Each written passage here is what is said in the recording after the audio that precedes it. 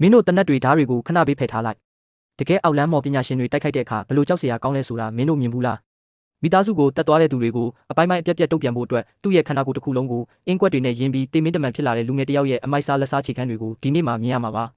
ဒီ Necromancer 2020ရဲ့အဆုံးသတ်မှာဘလို့အလှည့်ပြောင်းတွေကမင်းတို့ကိုပါဇက်အဟောင်းသားဖြစ်သွားစေမလဲဆိုတာသိချင်ရင်တော့ဗီဒီယိုကိုအဆုံးထိကြည့်ပေးဖို့တိုက်တွန်းချင်ပါတယ်ကဲကျမ်းဖို့ပြင်ထားကြတော့ဝင်းဟာသူ့အဖေနဲ့အတူအေးအေးဆေးဆေးနေထိုင်သူပါ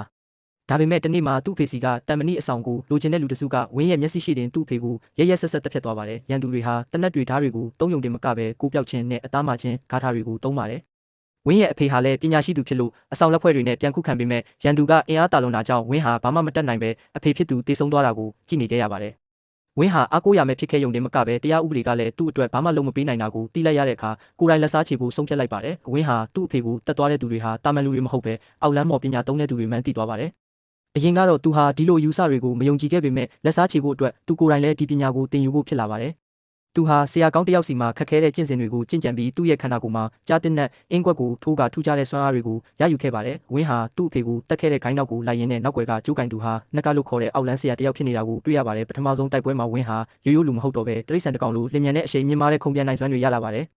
သူဟာရန်သူကိုင်းသားတွေကိုလက်ပေတာနဲ့တင်မဟုတ်ပဲသူ့ရဲ့မော်စွမ်းရည်တွေကိုအသုံးပြုပြီးလွှင့်စင်သွားအောင်တိုက်ခိုက်ပြခဲ့ပါတယ်။ဝင်းဟာသူ့ရဲ့မော်စွမ်းအားတစ်တွေကိုသုံးပြီးရန်သူတွေကိုတယောက်ပြီးတယောက်နှိမ်နင်းရင်းအဓိကတရက်ခန့်စီကိုနီးကပ်လာပါတယ်။ဝင်းဟာအရင်15နှစ်ကနာမည်ကြီးခဲ့တဲ့အောက်လန်းဆရာဟောင်းအစ်တီနဲ့ဆုံတွေ့ရပါတယ်။အစ်တီဟာအရင်စကားဟောင်း2005ခုနှစ်ထွက်ထဲကဇက်ကောင်ဖြစ်ပြီးအခုကားမှာတော့သူဟာထောင်ကလွတ်လာသူတယောက်ပါ။အစ်တီဟာဝင်းထက်ပညာအများကြီးပိုရင်းကျက်ပါတယ်။သူတို့နှစ်ယောက်တိုက်ခိုက်တဲ့အခါလက်သီးချင်းထိစရာမလိုပဲလေထဲမှာတုတ်ပြန်နေတဲ့မော်လိုင်းတွေကိုမြင်ရပါတယ်။အတီကဝင်းကိုပညာစမ်းတဲ့အနေနဲ့နွားရိုင်းစွမ်းအားကိုတုံးပြီးတိုက်ခိုက်ပါတယ်။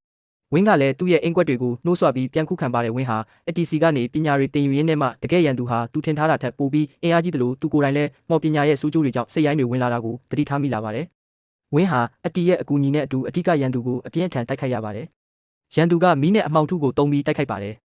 ဝင်းကတော့သူ့ရဲ့ခန္ဓာကိုယ်တစ်ခုလုံးကအင်ကွက်တွေကိုအစွမ်းကုန်အသုံးပြုပြီးနက်ဖျားပုံရိပ်တွေနဲ့ပြန်လည်တုတ်ပြန်ပါတယ်။သူတို့ဟာမော်စွမ်းအားတွေတုံးနေရင်းကနေတယောက်နဲ့တယောက်အနီးကပ်တိုက်ခိုက်ကြပါတယ်။ဒီမှာထူးခြားတာကဝင်းရဲ့အသားဟာမော်ပညာကြောင့်တန်မဏိလိုမာကျောနေလို့ဓာတ်နဲ့ခုတ်ရင်တော့မပြတ်ပဲမိပွင့်ထွက်သွားတဲ့အခန်းတွေကတကယ်ကိုအမိုက်စားပါပဲတိုက်ပွဲအချိန်တက်နေတော့ဝင်းဟာသူ့ရဲ့ဒေါသကိုထိန်းချုပ်ပြီးမော်ပညာကိုအကောင့်ဘက်ကသုံးကရန်သူရဲ့အကာအကွယ်ကိုဖောက်ထွင်းပြီးနောက်ဆုံးမှာတော့ဝင်းဟာသူ့အဖေအတွက်ကလဲစားချေနိုင်ခဲ့ပေမဲ့မော်ပညာဆိုတာတုံးတက်ရင်ဆေးမတုံးတက်ရင်ဘေးဆိုတဲ့သင်ခန်းစာကိုရရှိသွားပါတယ်ဗီဒီယိုလေးကိုအဆုံးထိကြည့်ပေးလို့ကျေးဇူးတင်ပါတယ်ဒီလို recap ဗီဒီယိုလေးတွေဆက်လုပ်နိုင်ဖို့ကျွန်တော် channel လေးကို subscribe လုပ်ပြီးအားပေးခဲ့ကြပါဦးနောက်ထပ်ဘယ်လိုဇာတ်ကားမျိုးကို recap လုပ်ပေးစေချင်လဲဆိုတာ comment မှာအကြံပေးခဲ့လို့ရပါတယ်ဗျအားလုံးပဲတာယာတဲ့နေ့လေးဖြစ်ပါစေ